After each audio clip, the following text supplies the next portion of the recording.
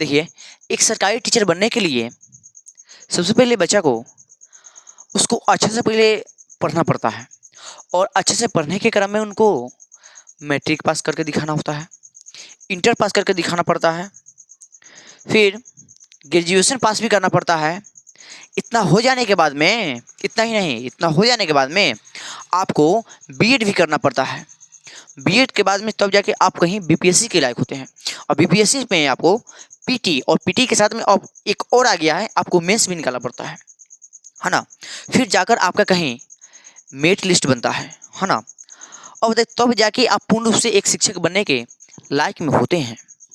लेकिन जो है कि आप एक सरकारी स्कूल के बच्चों को पढ़ा पाते हैं या माने अपने गांव के बच्चों को, जिनका माने आपका भविष्य आपके हाथ में होता है, ठीक है।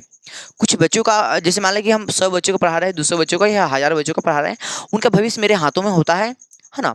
कई शिक्षक मिलकर भी मैंने इस एक स्कूल को या संस्थान को चलाते हैं, लेकिन कई शिक्षक होकर एक स्कूल या कोचिंग को चलाते हैं, जिनसे मैंने बच्चों का भविष्य उनका शायद अच्छा हो पाता है। लेकिन बताइए, इसको, इस देश को चलाने के लिए, इस राज्य को चलाने के लिए यहाँ के नेता को, मंत्री जी को, विधायक जी को कोई एग्जाम क्वालिफाई करना नहीं पड़ता है।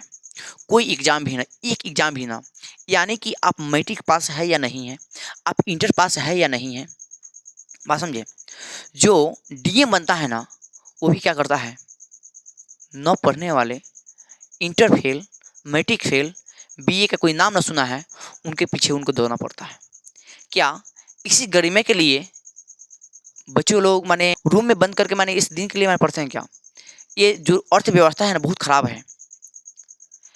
देखिए, इस अर्थव्यवस्था को सुधारने के लिए सबसे पहले आपको मालूम सही है, बात है कि सबको पहले शिक्षित और एक एजुकेशन में एक लिमिट होना चाहिए, इससे आपको ये लिमिट क्रॉस करना पड़ेगा। जैसे मैं टीचर के लिए 8-10 एग्जाम क्वालिफाई करना पड़ता है, ठीक इसी प्रकार आपको देश चलाने के लिए आपको और एग्जाम को क्वालिफाई करना पड़ता, राज्य चलाने के लिए भी, देश चलाने के लिए भी, गांव चलाने के लिए भी। क्योंकि आप जानते हैं, पूरा देश चलाने के लिए ना, आपको पूरा देश आपके हाथ में है, आपका पूरा अभिराज आपको हाथ में है। राज चलाने के लिए आपको पूरा राज्य भी आपको हाथ में है। इसीलिए कम से कम उनको लिए भी कुछ ना कुछ एग्जाम क्वालिफाई करना होता तो हमारे बेस्ट होता, ठीक है। बस आप लोग की क्या राय है, आप लोग अपना राय कमेंट बॉक्स में ज़रूर दें।